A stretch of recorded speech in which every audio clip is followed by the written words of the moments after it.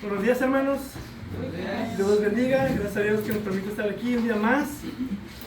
Preciosos cantos que nos recuerdan preciosas verdades, adorando a nuestro Dios y en ese tiempo disponiéndonos a la palabra de Dios. Pero antes de eso quiero darle la bienvenida a los que nos visitan, a los hermanos Mora, que gusto tenerlos con nosotros. Bienvenidos.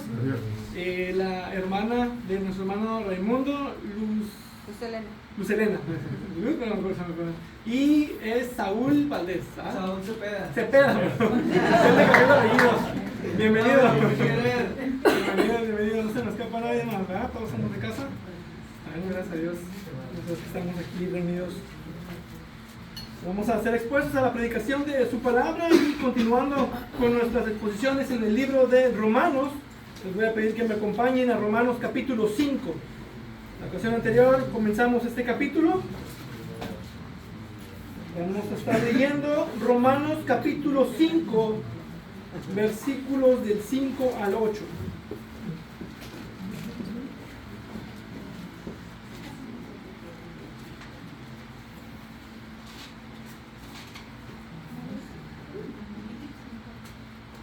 Okay. Vamos a leer desde el versículo 1, vamos a agarrar un poco de contexto, recordando la ocasión anterior. Romanos capítulo 5, versículo 1. Dice la palabra de Dios: por tanto, habiendo sido justificados por la fe, tenemos paz para con Dios por medio de nuestro Señor Jesucristo, por medio de quien también hemos obtenido entrada por la fe a esta gracia en la cual estamos firmes y nos gloriamos en la esperanza de la gloria de Dios. Y no solo esto, sino que también nos gloriamos en las tribulaciones, sabiendo que la tribulación produce paciencia, y la paciencia carácter probado, y el carácter probado esperanza, y la esperanza no desilusiona, porque el amor de Dios ha sido derramado en nuestros corazones por medio del Espíritu Santo que nos fue dado. Porque mientras aún éramos débiles, a su tiempo, Cristo murió por los impíos. Porque difícilmente habrá alguien que muera por un justo, aunque tal vez alguno se atreva a morir por el bueno. Pero Dios demuestra su amor para con nosotros, en que siendo aún pecadores, Cristo murió por nosotros. Amén. Padre, Dios bueno, Dios bendito, te damos toda la gloria, toda la honra. Estamos reunidos para alabarte y ser expuestos a estas porciones de las Escrituras que nos recuerdan la gran esperanza que tenemos en Cristo Jesús, la seguridad que tenemos en la obra que Cristo ha logrado. Yo te pido que hables a nuestras mentes y corazones y nos permitas ver estas verdades en tu palabra. En el nombre de Cristo Jesús. Amén. Bueno, Pablo ya ha terminado en el capítulo 4 de presentar la excelente doctrina de la justificación solo por la fe. Y nos introduce a una nueva sección de la carta, una sección que nos explica la redención aplicada, o una sección más bien como esta justicia externa que era necesaria, que es revelada en el Evangelio, es necesaria y es aplicada en la vida del creyente. Y cuáles son los beneficios que nos provee esta justicia que nos es imputada. Y el propósito de esta sección es de darle al creyente la seguridad de salvación y de esperanza de la gloria final que tenemos garantizada en Cristo Jesús. Y eso lo hace por medio de mostrarnos y de explicarnos los maravillosos beneficios o los resultados que trae la justificación solo por la fe. Es decir, ¿qué resulta de nuestro nuevo estado como justificados delante de Dios? Entonces, algo que quiere dejar en claro en estos 11 versículos, como observamos la ocasión anterior, es que Dios quiere que su pueblo, que seamos llenos de gloria, que nos gloriemos en Él. Es un gozo constante por la esperanza que se demuestra, incluso, dice, en las tribulaciones. Dice el versículo 2, y nos gloriamos en la esperanza de la gloria de Dios. Luego en el versículo 3 dice, también nos gloriamos en las tribulaciones. Y en el versículo 11 nuevamente, nos gloriamos en Dios por medio de nuestro Señor Jesucristo. Podemos gozarnos constantemente por la esperanza futura que tenemos de disfrutar de la gloria de Dios para siempre. De hecho, las Escrituras dejan en claro que una de las características de la vida cristiana es el de gozo, el estar con gozo. Algunos ven el sufrimiento y la tristeza en una persona como una señal de santidad, pero no es verdad. Pablo habla de que la justificación nos debe traer un gozo sin igual aún en medio de las circunstancias difíciles, aún en medio de las difíciles tribulaciones y de las duras pruebas, gloriándonos en Dios mismo en cada momento de nuestra vida. Qué maravillosos y qué estupendos son estos beneficios del Evangelio de la gracia, que llegan a nosotros por la justificación solo por medio de la fe. ¿Y cómo es que podemos encontrar ese gozo en un mundo perverso y malvado, que siempre está en nuestra posición, en hostilidad contra nosotros, con un malvado príncipe que está como león rugiente, cazando y preparando estrategias para derribarnos? Y sin mencionar las pruebas y las tribulaciones que vienen a nuestra vida, que son necesarias en la vida del creyente para poder crecer en santidad, para poder crecer en fe, y son traídas a nuestra vida por Dios mismo. ¿Cómo podemos, en medio de todo esto, cómo podemos estar seguros realmente con tanto mal y con tantos tropiezos, tan difícil que es la vida cristiana? ¿Cómo podemos estar seguros de que estamos seguros en Cristo? ¿Qué nos garantiza de nuestra salvación eterna y nuestra gloria eterna? Y eso es lo que Pablo ha estado diciéndonos. Para poder garantizar esa seguridad,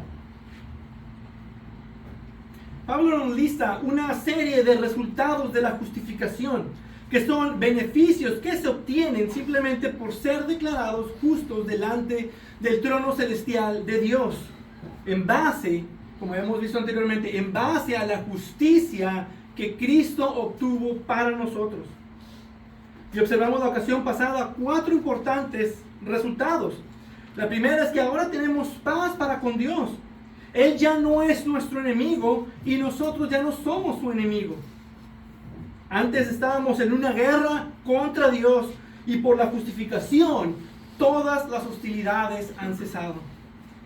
Después observábamos que ahora, como justos, en esa posición como justos, tenemos entrada a la gracia por la cual podemos estar firmes y permanecer en la fe.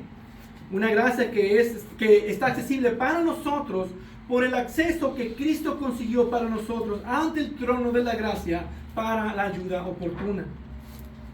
También ahora esta justificación nos ofrece un gozo en medio de las tribulaciones, que a su vez producen un carácter espiritual maduro. Y ese constante crecimiento nos da la garantía de nuestra esperanza, y por lo cual podemos encontrar gozo sin importar las circunstancias, porque sabemos y estamos confiados que todo obra para nuestro bien. Y por último, observamos que cuando Dios nos declara justos, tenemos esperanza. Y esta esperanza, nos dice, no desilusiona, y es permanente y es segura, y nada puede hacer que esa esperanza decaiga, porque tu posición delante de Dios es tan segura que aquel que es fiel y verdadero lo dijo. Y claro, que eso solo se evidenciará por una perseverancia, por un gozo continuo y por seguir creciendo en nuestras vidas en santidad y en amor. Y ahora Pablo nos dice una razón más por qué esta esperanza no desilusiona. ¿Por qué esta esperanza es segura? Porque no solo hemos sido declarados justos una sola vez en el tiempo y para siempre, también la justificación garantiza nuestra glorificación futura. Podemos mirar al futuro con una gozosa confianza, con una seguridad absoluta de que nuestro final y la salvación completa y nuestra glorificación es una realidad, será una realidad en el día del Señor. Y esa razón, nos dice, es el amor de Dios. Y veremos este amor como resultado de la justificación que es derramado ofrecido por gracia y demostrado en la cruz para nosotros. Un amor garantizado que a su vez nos garantiza que pertenecemos a Él para siempre. Nos dice el versículo 5. Y la esperanza no desilusiona. Quiere decir que esta esperanza que tenemos no es en vano. No nos dejará plantados esperando. Será cumplida en su tiempo. No nos va a desilusionar tener esta esperanza. Y la razón por la que no desilusiona es tanto lo anterior que había estado diciendo, los beneficios que observamos anteriormente, e incluso lo que sigue hasta el versículo 11. No desilusiona por estos beneficios que tenemos como resultado de la justificación. Y un beneficio que nos menciona aquí como razón principal para decir que esta esperanza no desilusiona es porque el amor de Dios ha sido derramado en nuestros corazones por medio del Espíritu Santo que nos fue dado. Lo primero que vemos es que este amor proviene de Dios. Y es importante verlo así, porque si mi garantía de seguridad se basara en mi amor por Dios, me sentiría condenado y sin esperanza. Qué bueno que este amor proviene de aquel quien es en su naturaleza y en su carácter amor. Dios es amor y solo Él es la fuente de todo verdadero amor. Si nosotros somos capaces de amar es porque fuimos creados a su imagen y semejanza, y nosotros también reflejamos ese amor de Dios. Primera de Juan 4:10. En esto consiste el amor, no en que nosotros hayamos amado a Dios, sino que Él nos amó a nosotros y envió a su Hijo como propiciación por nuestros pecados. Pero nuestro amor, en esa imagen que tenemos de Dios, nuestro amor está corrupto, pero su amor es santo, su amor es puro, su amor es inquebrantable, es abundante y es maravilloso. Recibir esa clase de amor es sin igual la mejor experiencia humana posible. Recibir ese amor de Dios es sin lugar a duda la más excelsa experiencia humana que alguien jamás pudiera experimentar. Amén. Esto es el amor de Dios. Lo segundo que vemos es que ha sido derramado en nuestros corazones. Eso quiere decir que el amor de Dios hacia nosotros como hijos ya fue derramado a nosotros cuando fuimos justificados. Y este verbo derramado está en el griego en el tiempo perfecto, que es una vez y está completo. No viene en partes. No viene en partes. Dios no te va a amar un 10% y cuando eres justificado, y luego cuando eres bautizado te va a amar un 50% más, y luego haces algo más y otro 10% más. No. Es un amor derramado en nuestros corazones completo. Y también da la idea de abundancia y de extensión. Es como cuando tomas un vaso y quieres vertirle una jarra completa de agua. Derrama totalmente. Esa es la idea. Y de hecho es la misma palabra que se usa en Hechos para hablar de la venida del Espíritu Santo en el día de Pentecostés. Y es también un verbo en tiempo pasivo. Esto es algo que Dios hace. No es algo que el hombre logre. Dios es quien otorga todo su amor y lo pone sobre nuestros corazones en el momento de nuestra justificación.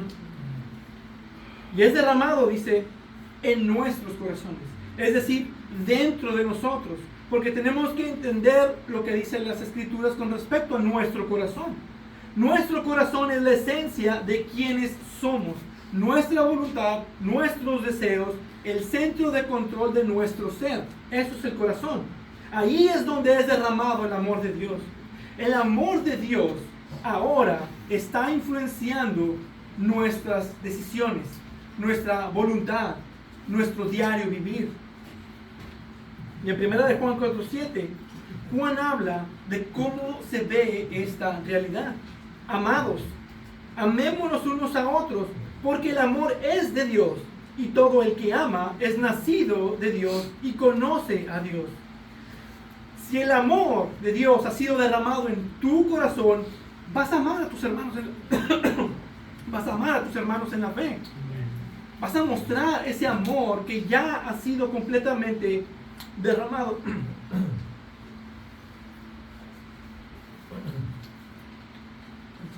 El amor reflejado en nosotros es una evidencia del amor de Dios derramado en nuestros corazones. Es algo que se puede evidenciar en la vida de un verdadero creyente.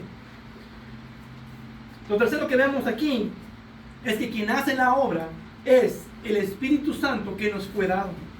Esta es una realidad de todo verdadero creyente. Cuando ejercitas la fe y el arrepentimiento, eres inmediatamente justificado y el Espíritu Santo comienza a vivir en nosotros. Él es quien hace la obra de regeneración y Él es quien nos da la fe y el arrepentimiento y Él es quien nos confirma la declaración de Dios que somos justos y Él es quien derrama ese amor de Dios en nuestros corazones. El Espíritu Santo es Dios en acción. Él es la persona de la Trinidad quien ejecuta la voluntad de Dios. Y lo vemos desde Génesis. El Espíritu de Dios se movía, dice, sobre la superficie de las aguas. Estaba en acción. En la salvación Él es quien aplica la obra de Cristo en nosotros. El Espíritu Santo es quien intercede por nosotros con gemidos indecibles en la oración. El Espíritu Santo es quien nos santifica por medio de la palabra de Dios. Visto la Trinidad de una forma, podemos decir que Dios el Padre es Dios por nosotros, Dios el Hijo es Dios con nosotros y Dios el Espíritu Santo es Dios en nosotros. Y habitando en nosotros, uno de los ministerios del Espíritu Santo en el corazón del creyente es de darnos una constante conciencia interna y una garantía del amor de Dios por nosotros. Y eso es lo que vemos de este texto. Entonces este pasaje nos habla de una experiencia interna. Todo verdadero creyente tiene una experiencia personal del amor de Dios que le es manifestado por el Espíritu Santo. Y esta experiencia personal es una evidencia de que tú ahora tienes el amor de Dios derramado en ti, en tu corazón. Es un convencimiento, esto no es un convencimiento racional, no somos convencidos intelectualmente de esta realidad. Esto se demuestra por una experiencia directa del amor de Dios derramado en nuestros corazones por la obra del Espíritu Santo. Y cuando Pablo concluye esta sección en Romanos 8, como veíamos, esta sección abarca desde el capítulo 5 de Romanos hasta el capítulo 8. Y Pablo concluye toda esta sección y dice que el Espíritu mismo da testimonio a nuestro espíritu de que somos hijos de Dios. Él lo reafirma por medio de convencernos de este amor. Y la forma inicial de hacerlo es derramando el amor de Dios en nuestros corazones, demostrarnos que Él ha derramado su amor sobre nosotros. Dios te ama y te amará por siempre. La esperanza del creyente es confirmada por la conciencia de que el amor de Dios ha sido derramado en nuestros corazones.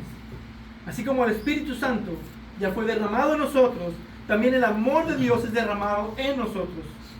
Una vez, completamente. Ahora, algo que es una realidad es que no todos tenemos la misma experiencia de este amor. Es de la misma manera, no podemos experimentarlo de la misma manera o con la misma intensidad, pero sí sabemos y tenemos claro que este amor está completo.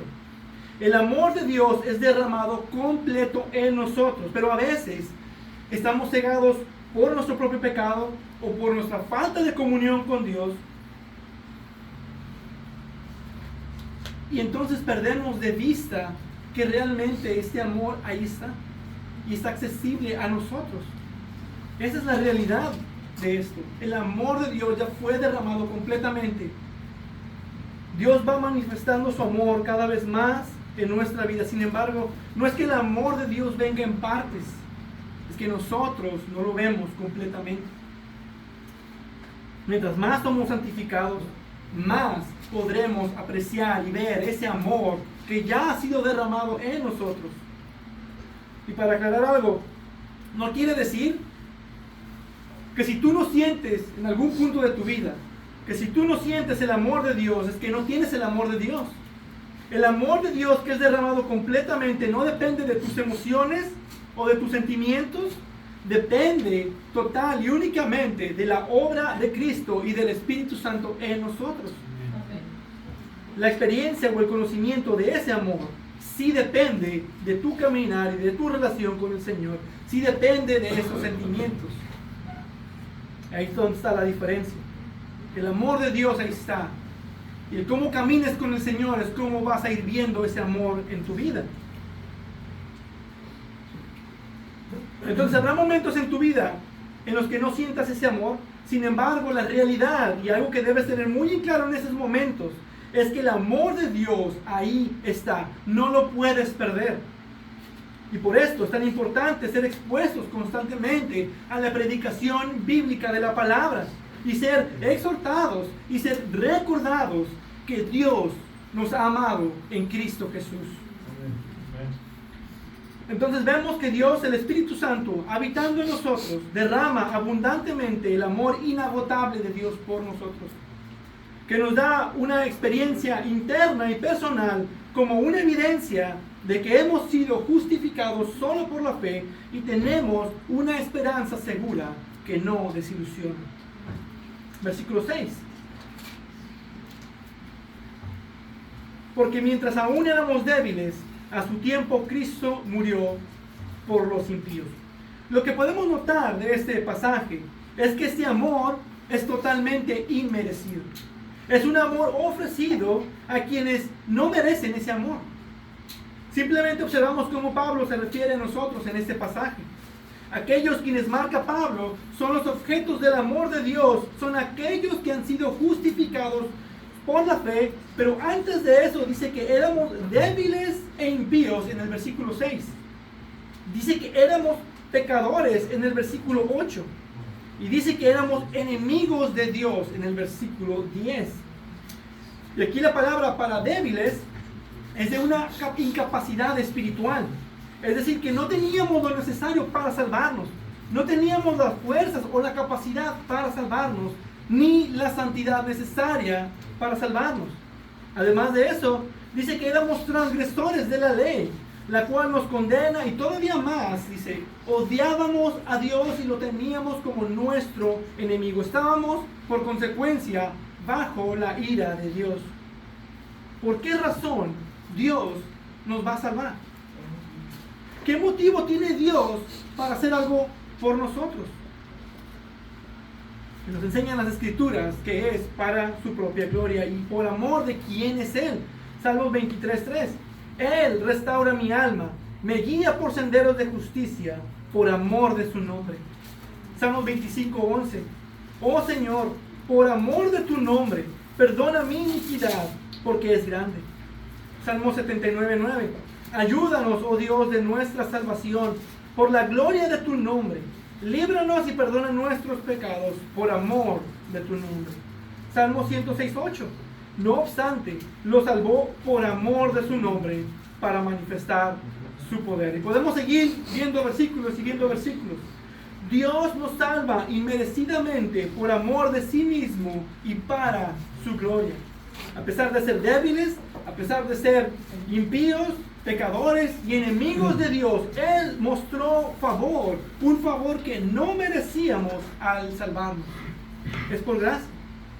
Y en el versículo 6, la idea de traer a nuestra mente la muerte de Cristo por nosotros está basado en el hecho de que antes éramos débiles, necesitábamos a un Salvador, pero también lo hace por la idea del versículo 7. Porque la razón de la muerte de Cristo no estaba en nosotros, no está en nosotros. Fue un hecho inmerecido. Dice, porque difícilmente habrá alguien que muera por un justo. Y acaba de decirnos en el capítulo, 2 capítulos atrás, que no hay justo ni aún uno. Delante de Dios no existe ningún hombre que es justo. Entonces sería imposible que Cristo muriera por nosotros en base a nuestra justicia. Pero el sacrificio expiatorio de Cristo es ofrecido por gracia, no por nuestra justicia, sino por la justicia de Jesucristo. Y luego dice, aunque tal vez alguno se atreva a morir por el bueno. Pero también nos dice en el capítulo 3 que no hay bueno ni aun uno. Delante de Dios no existe ningún ser humano bueno. Entonces sería imposible que Cristo muriera por nosotros en base a nuestra bondad. Pero el sacrificio expiatorio de Cristo es ofrecido por gracia, no por nuestra bondad, sino por el puro afecto bondadoso de Dios. Dios nos salva inmerecidamente por amor de sí mismo y para su gloria. Podemos ver que Dios no tenía ningún motivo en nosotros para salvarnos, pero en Él está el motivo perfecto para salvarnos. Comenta Timothy Keller: una persona muy amorosa y muy bondadosa no moriría por un malvado. Por alguien bueno podría ser, pero por un malvado perverso no. Difícilmente alguien pudiera, y tal vez alguien hiciera algo, dice, pero Dios. Esa es la idea. En perspectiva del hombre es imposible, pero para Dios todo es posible.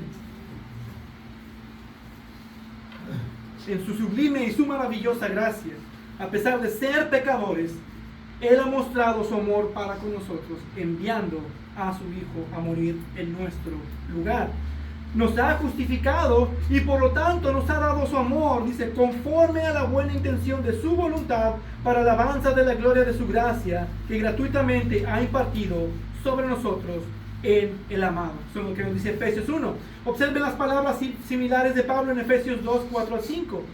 Pero Dios, que es rico en misericordia, por causa del gran amor con que nos amó, aun cuando estábamos muertos en nuestros delitos, nos dio vida juntamente con Cristo. Por gracia ustedes han sido salvados. Ese es el mismo pensamiento. Es por gracia. Como hemos observado anteriormente, somos justificados, somos declarados justos delante del trono, delante de Dios, solamente por gracia. Y como resultado de esa gracia, ahora somos amados en Cristo. Y el amor de Dios es entonces derramado en nuestros corazones. Comenta también Evis Carballosa: Cristo murió en el lugar de los débiles e impíos. Él no murió por los justos, sino por los injustos y los pecadores. Esa es la prueba más maravillosa de su amor. Un gran amor que nos ofrece por gracia como resultado de nuestra justificación. Entonces, no solo es un amor derramado en nosotros, también es un amor que es ofrecido por gracia. Y por último, este amor que nos ofrece la justificación es un amor que ya se demostró por nosotros en la cruz de Cristo.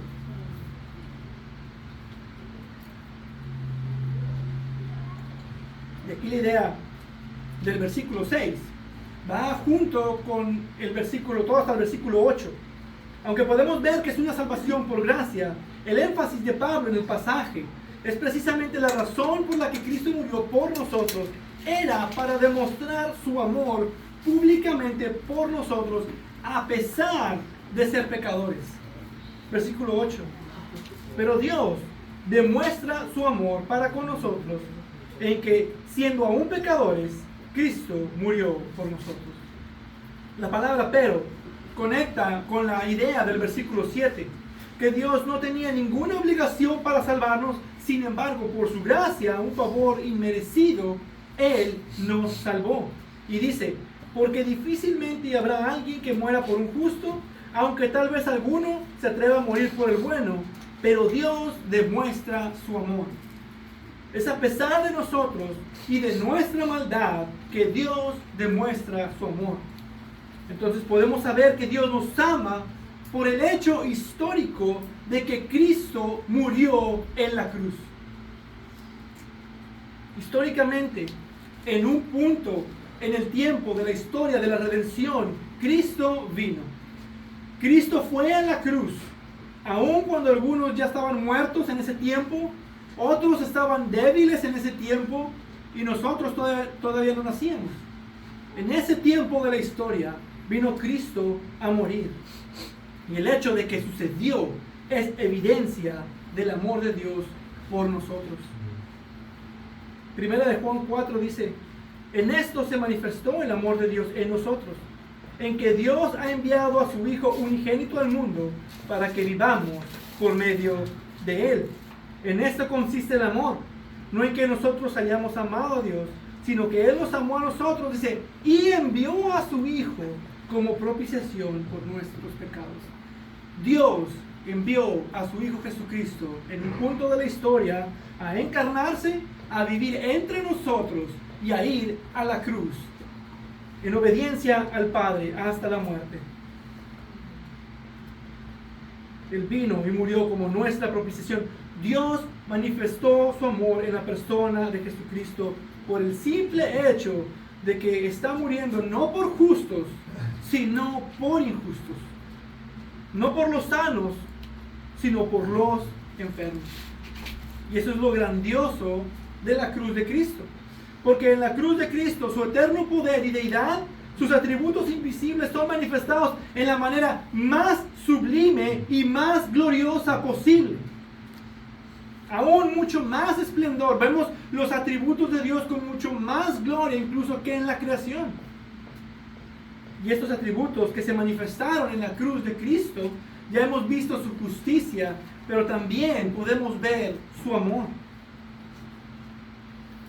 Está el amor de Dios en la cruz de Cristo. Se manifestó el amor de Dios en nosotros, en que Dios ha enviado a su Hijo.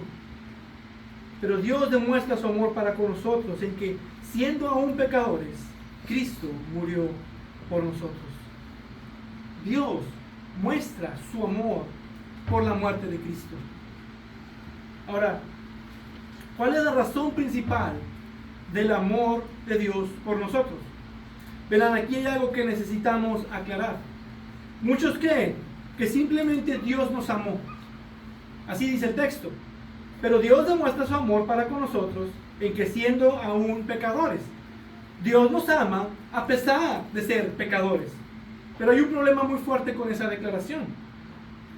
Porque si no tenemos cuidado, fácilmente podríamos estar diciendo, Dios ama al pecador. Si Dios ama al pecador, entonces no tendría sentido escoger a unos. Bien pudiera amarlos a todos porque Él ama al pecador y todos somos pecadores. Pero por otro lado, si Dios ama al pecador sin ninguna base, entonces su santidad y su justicia quedan manchadas. Debe de haber una razón por la cual Dios nos puede amar sin violar su naturaleza justa y santa. Y eso lo observamos en la ocasión anterior. Dios no puede amar al pecador porque Él es el objeto de su ira. Dios solo puede amar a alguien que ha sido declarado justo por Él. Y la razón de ser declarados justos está en base a la obra expiatoria de Cristo Jesús en la cruz. Entonces la razón por la cual Dios demuestra su amor, a pesar de que somos pecadores, es porque Cristo iba a venir en un punto de la historia para pagar por nuestros pecados y ser el sacrificio perfecto de Dios, el Cordero de Dios que quita el pecado del mundo. Y esto, aún a su vez, tiene base en el pacto de gracia que se estableció en la eternidad pasada. El pacto entre Dios el Padre y Dios el Hijo. Dios el Padre hace un pacto con Dios el Hijo de escoger a algunos por los cuales el Hijo debía de morir y así poder predestinarlos. Entonces Dios establece una relación de amor desde antes de la creación con nosotros, por la razón de que Cristo iba a venir en un punto de la historia, iba a venir a completar la obra de redención por ese pueblo escogido en Él, por Él y para Él. Si Cristo no hubiera venido, Dios no podría amarnos. Y ese es el punto. Cristo es la razón del amor de Dios. Cristo es la razón del amor de Dios para con nosotros. Y esa es la misma idea que podemos observar en Efesios capítulo 1. Observen lo que dice Efesios capítulo 1. Porque Dios nos escogió en Cristo antes de la fundación del mundo para que fuéramos santos y sin mancha delante de Él. Y dice, en amor nos predestinó para adopción como hijos para sí mediante Jesucristo. en Cristo, mediante Jesucristo. Pablo dice que Dios nos escogió en Cristo, y en el amor que ahora Dios puede tener para con nosotros en Cristo, nos predestinó para adopción por medio de la justificación. Eso nos deja en claro que si Dios nos amó a pesar de ser pecadores, es porque Cristo murió por nosotros y Él nos ofrece su justicia obtenida, por la cual Dios puede declararnos justos en su trono. El amor de Dios para con nosotros, por gracia, demostrado en la cruz de Cristo, es por medio de la cruz de Cristo. Dejen repetirlo de otra forma. El amor de Dios para con nosotros, por gracia, en Cristo, fue demostrado por medio de la cruz de Cristo. Déjenme repetirlo de una última forma. El amor de Dios que tenemos en Cristo antes de la fundación del mundo, Dios lo manifestó a su tiempo en la cruz de Cristo. Y ese es el sentido del versículo 8. Pero Dios demuestra su amor para con nosotros en que siendo aún pecadores, Cristo murió por nosotros. Entonces no es porque éramos pecadores que Dios nos mostró su amor, sino porque Cristo murió por nosotros que Dios nos mostró su amor. Porque si este amor es una garantía, si este amor es nuestra seguridad en Cristo, de nuestra esperanza futura, tiene mucho más sentido y más peso el hecho de que la salvación no depende sino del pacto de gracia establecido anteriormente en la eternidad pasada. Dios garantiza que nuestra salvación fue planeada desde antes y eso asegura hasta después en la gloria futura lo que Él nos ha preparado. ¿Y cómo encaja esto con la justificación? Bueno, el texto nos dice, Dios mostró su amor en que Cristo murió por nosotros para nuestra justificación. Y cuando somos justificados, ese amor que fue demostrado en la cruz es derramado en nosotros por la obra del Espíritu Santo. Es decir, demostrado antes de la justificación, aplicado como resultado en nuestra justificación. Entonces tenemos un amor que es derramado como beneficio de nuestra justificación, que se nos es dado por gracia y que es demostrado por la muerte en la cruz de Cristo. Y termino con esto. ¿Cómo sé o cómo puedo garantizar que Dios me ama y que jamás dejará de amarme? ¿Qué me garantiza que nada me podrá separar del amor de Dios que es en Cristo Jesús? Y eso es precisamente lo que Pablo está respondiendo en estos versículos. Aquí Pablo nos deja con esta seguridad doble que viene por la justificación. Doble porque por un lado tenemos el amor derramado en nuestros corazones que nos provee una seguridad que es interna y subjetiva. Pero también por el hecho de que Cristo murió por nosotros y nos provee una seguridad externa y objetiva. Entonces, una la provee el Espíritu Santo y la otra la provee Cristo por su sacrificio. Y ambos en obediencia al Padre. Nuestro precioso Dios Trino, obrando en nuestra salvación por nosotros. Y eso nos asegura que esa obra será terminada. Las tres personas de la Trinidad están obrando desde antes para nuestra salvación. Esto es una realidad. Somos amados cariñosamente por el gran Dios soberano y Rey del universo. Un amor que me preservará y me guardará hasta que Él me lleve a su presencia. Eso nos debe de dar una mayor seguridad, porque ese amor que está en nosotros fue manifestado en la cruz, manifestado públicamente, demostrado públicamente en la cruz. Y de hecho, algo que debemos notar es que el Espíritu Santo dice, se nos fue dado. Y dice Pablo en Efesios que fuimos sellados con el Espíritu Santo de la promesa, que nos es dado como garantía de nuestra herencia, con miras a la redención de la posesión adquirida de Dios para la alabanza de su gloria. Eso quiere decir que el hecho de que el Espíritu Santo habite en nosotros también es una garantía de nuestra gloria futura. Nuestra gloria eterna está asegurada porque el Espíritu Santo habita en nosotros. El Espíritu Santo, dice, se nos fue dado como esa garantía. Aún más, Él es quien derrama el amor de Dios en nuestros corazones como garantía de nuestra gloria eterna. Cristo demostró haber completado la obra que garantiza nuestra gloria eterna. Y esto confirma nuestra esperanza. Pero también demuestra el amor de Dios en nosotros y por nosotros. Cranfield comenta: la evidencia de que nuestra esperanza de gloria eterna no desilusiona es el hecho del asombroso amor de Dios por nosotros al ser demostrado en la cruz, una realidad que hemos sido habilitados para entender y conocer y de poder sentir en nuestros corazones por el Espíritu Santo que nos fue dado. Tenemos la evidencia de la esperanza de la gloria futura que tenemos en Cristo. Y eso es por el firme amor de Dios que podemos no solamente conocer, sino también sentir y experimentar en nuestras vidas. Y esto nos hace pensar en aquellos que creen que la salvación, que su esperanza futura depende de su voluntad. Depende de su perseverancia en la fe y de lo que ellos determinan. Es decir, aquellos que creen que la salvación se pierde. Y lo que dicen es que la salvación se puede perder por mis pecados presentes o futuros. Pero la realidad es que cuando Cristo murió, todos nuestros pecados en ese tiempo eran pecados futuros. Cuando Cristo murió, aún no nacíamos, y por lo tanto Cristo murió por nuestros pecados, pasados antes de la salvación, presentes y futuros aún en la salvación. Entonces, no puede depender de mi voluntad.